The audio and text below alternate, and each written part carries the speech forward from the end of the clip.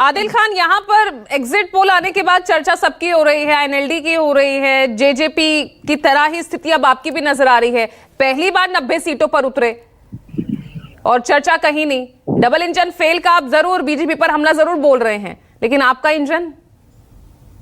देखिए, जो ट्रेंड दिखाई दे रहा है और जो ग्राउंड से रिपोर्ट आ रही है, उससे एक बात तो साफ है पूजा जी, कि भारतीय जनता पार्टी के अहंकारी, तानाशाही और गरीब विरोधी, संविधान विरोधी और भ्रष्टाचारी सरकार जाने वाली, ये बिल्कुल तय है। और सिर्फ यहां नहीं, बल्कि इनके एक खुद के पोलस्टर हैं यशवंत देशमुख जी। उन्होंने अभी एक टीवी चैनल पर यह कहा कि जो आने वाले राज्यों के चुनाव होने वाले हैं 5 राज्यों में, उसमें भी भारतीय जनता पार्टी जाने वाली है। तो कम से कम एक चीज तो तय है कि डबल इंजन की जो सरकार चल रही थी देश के अंदर, जो भ्रष्टाचारी, घोटालेबाज, तानाशाही, सीबीआई और ईडी के माध्यम से सरकार चलाई जा रही थी, उसका इंजन धीरे धीरे टूटता जा रहा है, यह बिल्कुल तय है। जहां तक आम आदमी पार्टी की बात है, तो देखिए, आम आदमी पार्टी को, अरविंद केजरीवाल जी को हरियाणा की जनता ने भरपूर प्यार दिया है, खूब समर्थन मिला है।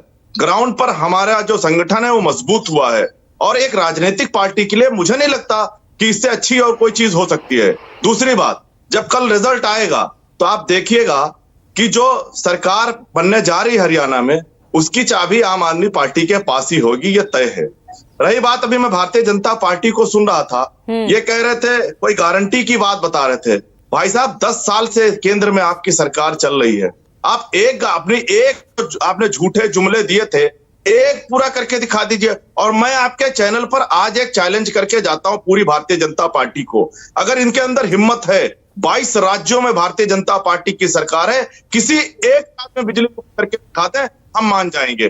सीबीआई, ईडी के माध्यम से सरकार चलाना बड़ा आसान है, जनता का दिल जीतना बड़ा कठिन है। आप अरविंद केजरीवाल और पूरी आम आदमी पार्टी को जेल में डालकर दिल्ली पर कब्जा करना चाहते थे, पर आप देखिए कि सुप्रीम कोर्ट का डंडा जब चला तो भारतीय जनता पार्टी को मुंह की खानी पड़ी, और आज इन्होंने फिर एक तानाशाही का एक नजीर पेश किया है। आज हमारे एक सांसद के घर फिर ईडी भेजा है।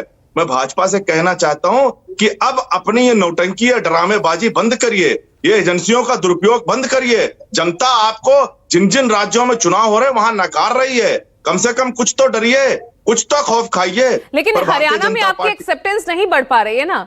आप लगातार हवाला दे रहे थे, दिल्ली में हम हैं, पंजाब में हम हैं, बीच में हरियाणा है, वहां पर भी हमें आना चाहिए। देखिए पूजा जी, मैं फिर कह रहा हूं कि अभी रिजल्ट कल आ जाएगा, और रिजल्ट आने के बाद हरियाणा के सरकार की चाबी आम आदमी पार्टी के पास होगी। आप देख लीजिएगा कल, क्योंकि जो ग्राउंड से रिपोर्ट आ रही है, वो जो आपके ये एग्जिट पोल है, इससे थोड़ा इतर है। अच्छा, लेकिन ये तय है कि भारतीय जनता पार्टी की सरकार जाने वाली है। इनके अहंकारी, भ्रष्टाचारी, संविधान विरोधी, गरीब विरोधी सरकार जा रही है हरियाणा से, ये बिल्कुल तय है। बिल्कुल एग्जिट पोल है, अभी एग्जैक्ट पोल तो कल ही वो नतीजे जब सामने आएंगे तभी स्थिति और क्लियर होगी, कौन आगे कौन पीछे है। मुनीब कुरैशी साहब, ये जम्मू एंड कश्मीर में अब तक तो हम एग्जिट पोल के आंकड़ों पर हम चर्चा कर रहे थे, बढ़त में एनसी और कांग्रेस गठबंधन आगे दिख रहा था, निर्दलियों की भूमिका बहुत इंपॉर्टेंट कही जा रही थी, लेकिन एक यहां पर जो 5 नामित विधायक जिन्हें उपराज्यपाल नामित करने वाले हैं, उनको लेकर कोई बड़ा उलटफेर होता नजर आ रहा है क्या आपको?